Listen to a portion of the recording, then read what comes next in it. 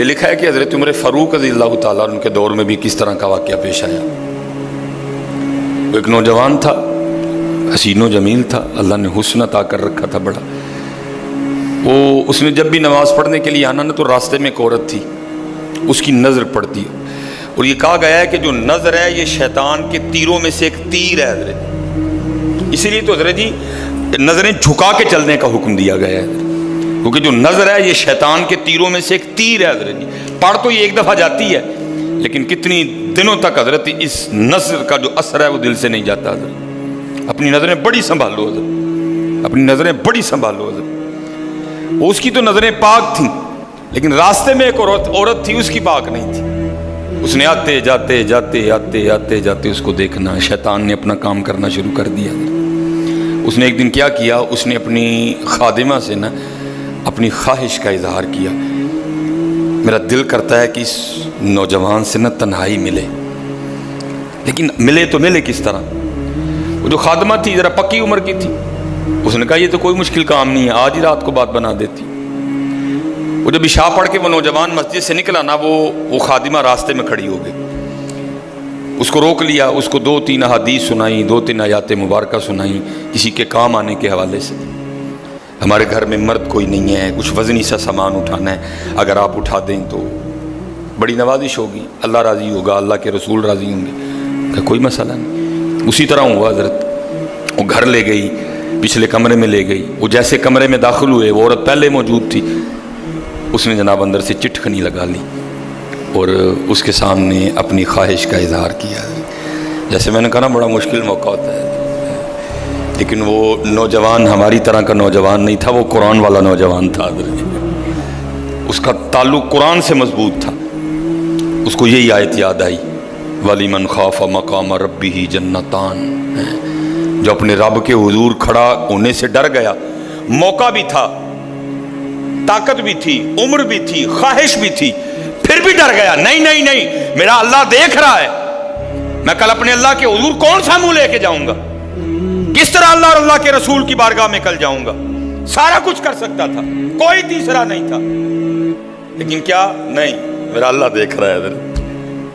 وہ ایسا خوف طاری ہوا، ایسا خوف الہی طاری ہوا، غش کھا کے گر گئے نیچے، اور ڈر گئی۔ آگے بڑھ کے کسی نے نبض نہیں دیکھی کہ زندہ ہے کہ شہید ہو گئے، انہوں نے سمجھا کہ شاید مر گئے۔ اس نے دروازہ کھٹکھٹایا، باہر سے اس نے خادمہ نے دروازہ کھولا، اس نے کہا یہ تو مر گیا۔ اس نے کہا یہ بھی کوئی مشکل بات نہیں، بھائی نام تو اس پہ لگے گا نا جس کے گھر سے لاش برآمد ہوگی، تم ٹانگیں پکڑو میں ہاتھ پکڑتی۔ انہوں نے تھوڑا سا محنت مشقت کر کے نا اٹھا کے جو باہر کوڑا پھینکنے کی جگہ تھی نا اس نوجوان کو پھینک دیا۔ اب رات پڑ گئی، بیٹا گھر نہیں آ رہا، باپ پریشان تھا۔ جب کافی وقت گزرا نا تو والد صاحب بیٹے کی تلاش میں نکلے، تو راستے میں کیا دیکھتے ہیں کہ وہ جو کوڑا کرکٹ پھینکنے کی جگہ ہے وہاں بیٹا پڑا ہوا ہے۔ بیٹے کو اٹھایا، گھر لے آئے، منہ پہ پانی کے چھینٹے مارے، بیٹے کو ہوش آئی۔ باپ نے پوچھا پتر کیا ہوا؟ وہ بیٹے نے پھر سنانا شروع کیا۔ جب پھر وہاں پہنچا نا کہ اس عورت نے مجھے دعوت زنا دی، تو پہلے تو خوف الہی کی وجہ سے بے ہوش ہوا تھا، اس بار اتنا خوف الہی نے غلبہ کیا کہ واقعی روح پرواز کر گئی ہے۔ والد نے راتوں رات جنازہ کروا دیا۔ صبح والد صاحب فجر کی نماز کی جماعت میں شریک نہیں ہو سکے۔ جب نماز سے فارغ ہوئے نا تو امیر المومنین حضرت سیدنا عمر بن خطاب رضی اللہ تعالیٰ نے پوچھا بھائی وہ آج ہمارا فلاں مقتدی کیوں نہیں آیا؟ لوگوں نے ساری بات سنائی، حضرت جوان بیٹا تھا، انتقال کر گیا، رات ہی کو جنازہ ہو گیا، شاید اس وجہ سے حضرت نہیں جماعت میں تشریف لا سکے۔ آپ نے فرمایا چلو اپنے بھائی کے غم میں شریک ہوتے ہیں۔ حضرت سیدنا عمر فاروق رضی اللہ تعالیٰ عنہ آئے، باتیں ہوتی رہیں۔ آپ نے بیٹے کے انتقال کی وجہ پوچھی، بیٹے نے ساری بات سنائی۔ آپ نے فرمایا اچھا تیرے بیٹے کا انتقال خوف الہی کی وجہ سے ہوا ہے؟ تو اللہ تو فرماتے ہیں وَلِمَنْ خَافَ مَقَامَ رَبِّهِ جَنَّتَانِ، اور جو ہمارے رب حضور کھڑا ہونے سے ڈر گیا اس کے لیے 2 جنتیں ہیں۔ تو چل پھر مجھے ذرا اپنے بیٹے کی قبر پہ لے کے چل حضرت ہے۔ لکھا ہے حضرت عمر فاروق اب اس کے بیٹے کی قبر پہ تشریف لے، اس کی قبر پہ کھڑے ہو کے اس نوجوان کو باہر سے مخاطب کر کے فرماتے ہیں، اللہ فرماتے ہیں وَلِمَنْ خَافَ مَقَامَ رَبِّهِ جَنَّتَانِ، اور جو اپنے رب کے حضور کھڑا ہونے سے ڈر گیا اس کے لیے 2 جنتیں ہیں۔ اے نوجوان اب آگے تو بتا اللہ نے تجھے 2 جنتیں دیں کہ نہیں دیں؟ تو لکھا ہے قبر سے جواب آتا ہے امیر المومنین رب سچا، رب کا رسول سچا، رب کا قرآن سچا، میں جیسے ہی قبر میں آؤں اللہ نے مجھے 2 جنتیں عطا کر دی ہیں۔ بچو اس سے بچو حضرت، اس دور کا سب سے بڑا فتنہ حضرت، اس سے بچو حضرت، اور خود نہیں بچا جاتا حضرت، اپنے اللہ کے حضور بار بار گڑ گڑاؤ یا اللہ سانو بچا لے۔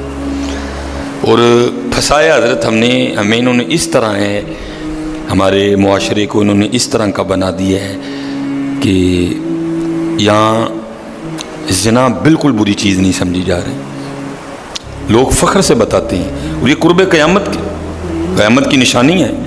لوگ گناہ کر کے فخریہ بتایا کریں گے۔ آج کا نوجوان فخریہ بتاتا ہے، جی میری اتنی گرل فرینڈز ہیں، آج کا نوجوان فخر سے بتاتا ہے۔ یہ قرب قیامت ہے، یہ نشانی ہے قیامت کی۔ لوگ گناہ کر کے ڈریں گے نہیں، بلکہ فخریہ بتایا کریں گے، ہاں جی میں یہ گناہ کر رہا ہوں اور اتنی جگہ کر رہا ہوں میں یہ گناہ۔ لیکن کیا ہوگا؟ نیکی مشکل ہو جائے گی۔ آج حضرت جی آپ دوسرا نکاح کر لیں، اللہ سنت ہے، قرآن میں اللہ خود کہہ رہے ہیں فَإِن تَابَ لَكُم مِّنَ النِّسَاءِ مَثْنَىٰ وَثُلَاثَ وَرُبَاعَ۔ پہلے کی تو اللہ نے بات ہی نہیں کی، بات ہی دوسرے سے شروع ہو رہی ہے۔ مِّنَ النِّسَاءِ مَثْنَىٰ وَثُلَاثَ وَرُبَاعَ، پہلے کی بات ہی نہیں ہوئی، بات ہی دوسرے سے شروع ہو رہی ہے۔ جتنی مرضی گرل فرینڈ رکھ لیں، آپ کو کوئی برا نہیں سمجھے گا، بلکہ لوگ آپ کے جانے کے بعد بڑا خوش ہو گئے کہ یار بڑا رنگین مزاج آدمی ہے۔ لیکن حضرت آپ دوسرا نکاح کر لیں، اسی وقت آپ لوگوں کے کاغذوں میں 2 نمبر ہو جائیں گے حضرت۔ پیکے بھی ناراض، سونے بھی ناراض، پرا بھی ناراض، سالہ بھی ناراض، ہیں جی چھوٹا بھی ناراض، وڈا بھی ناراض ہے۔ یہ کیا ہے؟ یہ قرب قیامت ہے حضرت۔ گناہ اچھا ہو گیا، گناہ آسان ہو گیا، نیکی بری سمجھی جانے لگی، نیکی مشکل ہو گئی حضرت۔ اس لیے بچو حضرت، اور اس کا طریقہ جو ہمیں ہمارے بڑوں نے بتایا ہے یہی ہے حضرت جی، روز سرگی اٹھو تے اللہ دے حضور رو، یا اللہ جے دن چڑھے آئے تے تیرے فضل نہ چڑھے آئے، جے چاڑے تے پھر ساڑی حفاظت بھی فرمائیں گے، سانو بچا بھی لیں گے، ساڑی حفاظت بھی فرمائیں گے۔ تو حضرت جی دنیا تو 4 دن کی ہے، جا رہی ہے، کالے وال مسافر ہوئے، چٹیاں ڈیرے لائے، کالے وال مسافر ہوئے، چٹیاں ڈیرے لائے، ویکھ محمد بخشا موت سے نہیں آئے۔ اور حضرت جی اللہ سب کو اپنی حفاظت میں رکھے۔ اگر کوئی اس گناہ میں پھنسا ہوا ہے، اگر کوئی اس گناہ میں پھنسا ہوا ہے تو میں کہوں گا کہ توبہ کر لیں سارے حضرت، کیونکہ حضرت یہ وہ گناہ ہیں کر تو ہم رہے ہیں، لیکن اس کی سزا ہماری نسلوں کو بھگتنی پڑنی ہے حضرت۔ کیونکہ امام شافعی رحمۃ اللہ تعالی علیہ فرماتے ہیں زنا وہ قرض ہے جو لے تو رہا ہے لیکن چکائے گی تیری اولاد حضرت۔